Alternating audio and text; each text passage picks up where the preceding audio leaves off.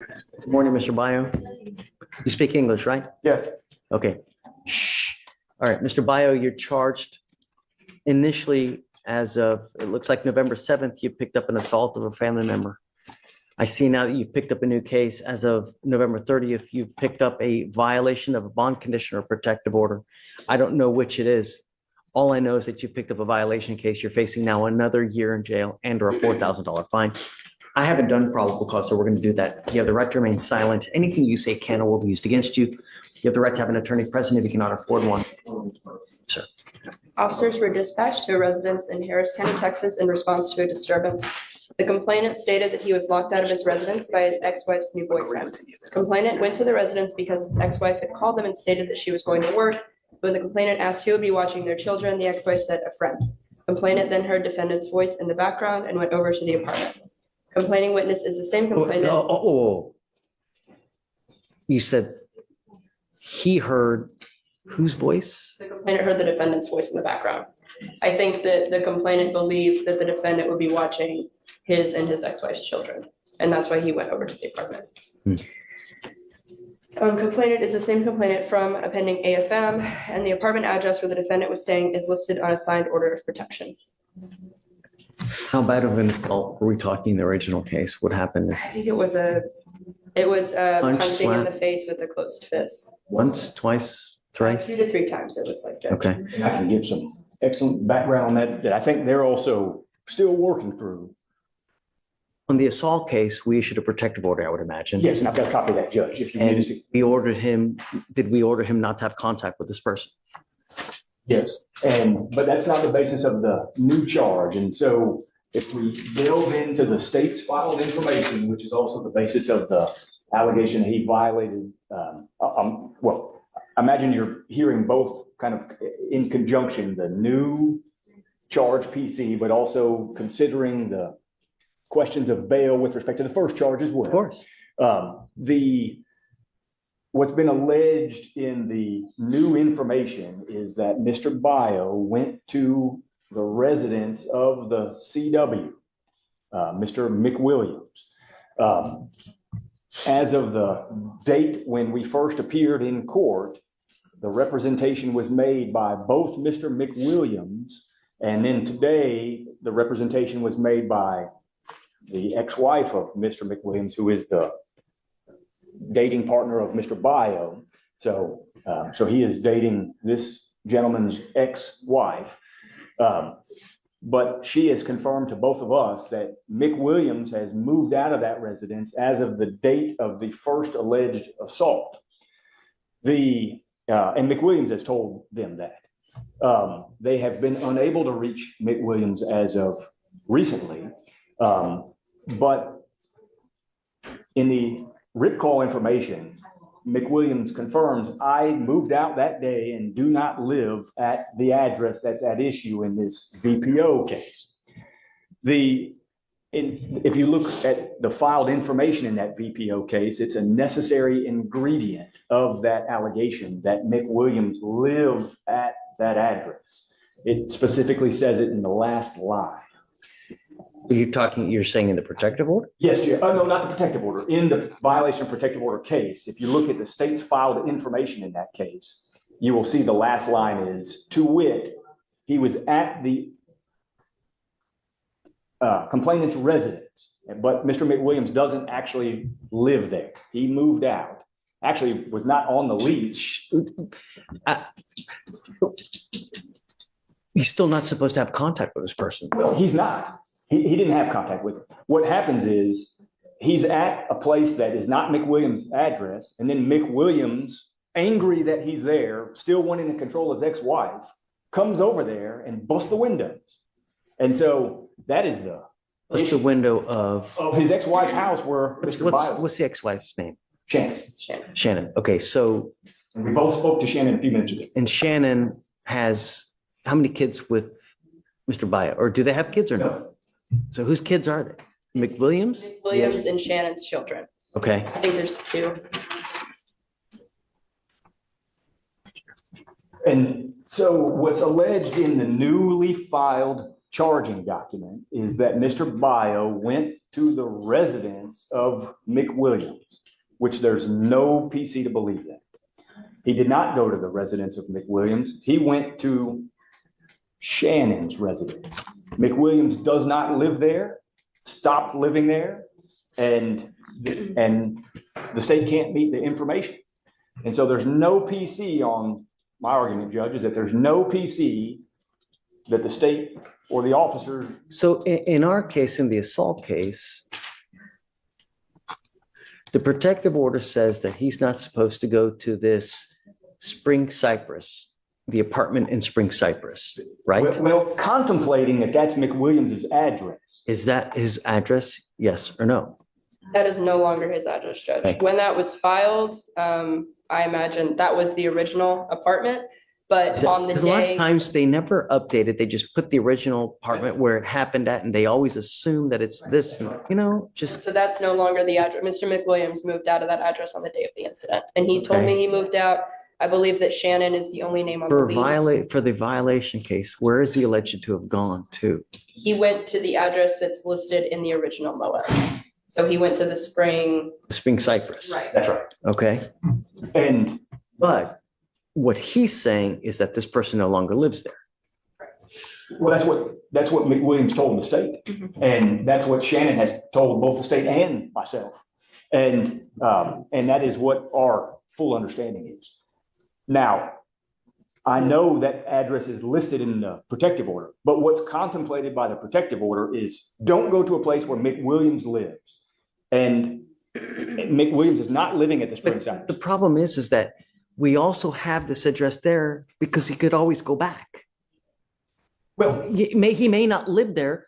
Maybe he lives there partially. Maybe he comes and goes. what So told us was he was he is kicked out. also as a preventative measure so that we don't want you to actually or accidentally bump into this person. And that's why we have this there, is that he did live there at one time. Perhaps he may go back. He left an article of clothing. He left pizza there, or whatever it may be. Well, what's really happening is he wants to go back and continue harassing his ex-wife. And that is what Shannon has represented, I think, to both of them. I wasn't privy to their phone call, certainly what was represented to me. And What do you want? well, I want no PC to be found on the violation of protective order charge because an element of that offense that's been alleged is that Mr. Bio went to the residence of McWilliams. McWilliams does not live there. It's not his residence. So there's no PC to believe that that element is met. What do you think? Judge, I don't know on this matter. I gotta think, it's expressed in the order. In the order is that address was PC, but the actual location. I will say, Judge, in the charging instrument, the defendant it does say, he's not allowed to intentionally or knowingly go to a place specifically described in the order. The address in the order, that's where he was staying. But in terms of The address in the order, who was staying the defendant was staying at the address in the order. in this In the protective original order? Moab, Spring Cypress. Okay. The defendant was staying there. But I will say in terms of PC, I'm going to defer to the court on this matter. And may I just read that little blurb of the information that I think is important for the court to hear? May I take a cheat and steal y'all's computer? Go ahead. So, Do we still have a problem with him trying to communicate, though? no, he didn't want to have any communication. This gentleman comes over to the place and starts busting the windows. I will say the complainant came to the place where the defendant was staying. Like he initiated the contact in the situation. And what's alleged is, and it's the last clause, maybe two clauses, it says a place specifically described in the order, to wit, the residence of a protected individual, namely Mark, and it should say Mick Williams, but it says Mark Williams. So it's in order to meet this charging document, it would have to be that gentleman's residence, and he does not reside there, as by his own representation to the state. And so I'd ask that, and I know it's a very unique situation. How do we go forward, though? If I find no PC, how do we go forward? No. Well, goes back out on bond while we prepare our defense to the initial charge of assault, which I think they've seen quite a bit by way of background about Mr. But how McWilliams. do we know that this isn't going to happen again? Well, I will say, I'm not sure where Mr. Byer will be staying if he were to get out on bond, but the witness, Shannon, she is no longer living in her apartment as of tomorrow. So that address will no longer, it won't even belong to any of them as of tomorrow. Do we do a no contact with both? I don't know if we would do no contact with the witness, with Shannon, but I would ask no contact with Mr. McWilliams. which You are now in a relationship with Shannon, right? that's right, Judge. Just listen. But yes, So I've instructed him, just let me answer for him, Judge. But he is in a relationship with Shannon. That's right. And he moved here from Hawaii to be with Shannon, and the ex-husband takes issue with it. And the ex-husband has a very violent history with Shannon. And so long-term, we think there'll be issues with case one even. But I understand that that's not really we're not there yet. I think the question is what to do if he is out. I do think, obviously, no contact whatsoever in any form, shape at all with Mr. McWilliams is appropriate. And that is what existed. Unfortunately, the state can't even reach McWilliams because he doesn't have a phone number that is even good. have you run an NCIC check on this McWilliams guy? We haven't, we can see his in-county criminal history, but I can run a new check on it. Do you see? I mean, And I don't want to be Pretty incorrect, expensive. but I think he's got violent history with Shannon. But maybe Judge, when you get to be my age, it's hard to remember all the details. But I think I recall that, but maybe I'm mistaken. I don't want to represent something inaccurate. you have inherited a dangerous situation. And Mr. Bio, you need to be very careful. You know, if you are in a relationship with someone and they have another person that's in their life that's like this, you could be the bearer of bad times. So you need to be very careful. You're in a very volatile situation. So you need to be careful going forward because it really could just could go out of control. You may need to get a protective order yourself. You know, it's very possible that you may need to get a protective order. So just be careful. You're in good hands. You ever have any issues, just reach out to Brian. We can always help you out as well. I'll find no PC on the violation of a protective order, but just be careful because there are a lot of vindictive people in this life that will they'll try to make your life a living hell. And you being on bond in this case, they can do that. They can say, hey man, he's doing this to me. He's threatening me. He's doing that. And if an officer doesn't know any better and they come up and they see that have this open assault, they may never take your word. They may never even speak to you. They'll just put you in county. So you gotta be careful. You know, you're in good hands. We'll help you out for as much as we can. Okay. Okay. So I'll find OPC on the, Here we hit a procedural goldmine, updating addresses, amending conditions, keeping everyone in the loop. It sounds mundane, but these small administrative details can make or break compliance with bond or protective orders. A missed update, that could be another trip to jail. YouTube viewers, take note, court isn't just about drama. It's about paperwork and precision. And I think, Judge, on the violation case, and I'm not going to revoke your bond on the original assault case, Mr. Bio, but you got to be careful, man. You know? and Judge, I think you should also have him give his updated address to pretrial would be appropriate as well. Okay. And I think that's probably somehow make a notation in everywhere so that we know where Shannon lives. You don't have an address for, McWilliams, so I don't know how we're going to handle Well, I that. think the But protective order does say any address where McWilliams does reside. So whether or not, I guess that'd be a notice question, but we know not to go anywhere where he lives. I think the issue is whether this other person's going to now be, Yeah. You do understand all that? Do you have any questions? Just be careful. Life's too short to live either in a 6x9 box or be 6 feet. Now the human element hits Meister Bio has to navigate a relationship, a volatile ex and a protective order, all while on bond. The judge even hints life's too short to live in a 6x9 box or 6 feet under. That's courtroom wisdom turned dramatic flair. It reminds viewers this isn't just about legal rules. It's about survival in real-life situations. 6 feet under because you got other people that have just be careful. All right. Thank you, Judge. Good luck. Good luck, Mr. Bio.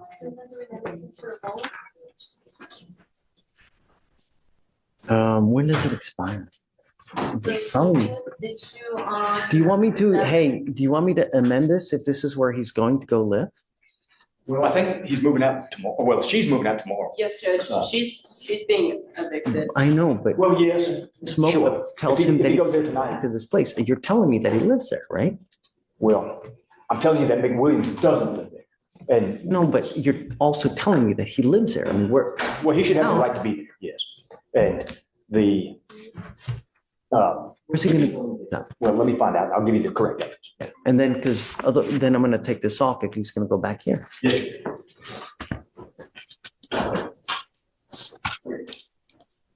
So we're gonna make this. Finally, we get clarity Mr. Bio isn't going back to the problematic address tonight. He's staying with a friend.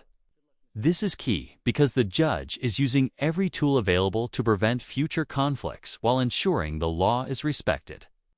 For the audience, see how small, practical measures where you sleep, who you interact with can change the legal outcome dramatically. Yeah.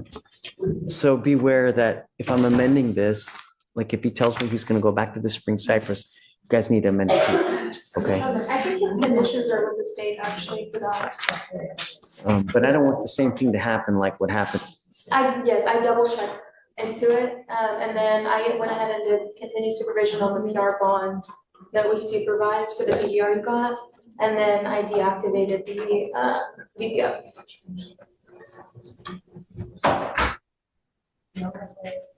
Okay.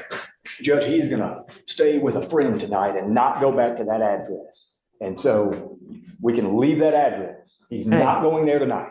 He's gonna get out and he doesn't know the address because he doesn't have access to the phone right now. And he's gonna send me the address and I will give it to the court in the morning. Yeah, just give it to us and then we can figure out and I'll go forward. Yes. Yeah. Okay, great. All Thank you. right, guys, we're done. Thank you, Judge. Thanks. Good job today, guys. Good job. Like always. Like always. No. It goes to like. Oh, okay. I'll just Yeah. make whatever then I'll do. Yeah. Like to cook? Yes, I'm a very good baker Really? and a good chef. I like to cook too. Oh, very nice. Love to cook. There's no time now with a job, but For a profession, it was awful, but at home, it's great. well, then they don't complain. If you do it as a profession, people like. It's nonstop bitching and complaining, and I want my food for free. Forget it. No. Ugh.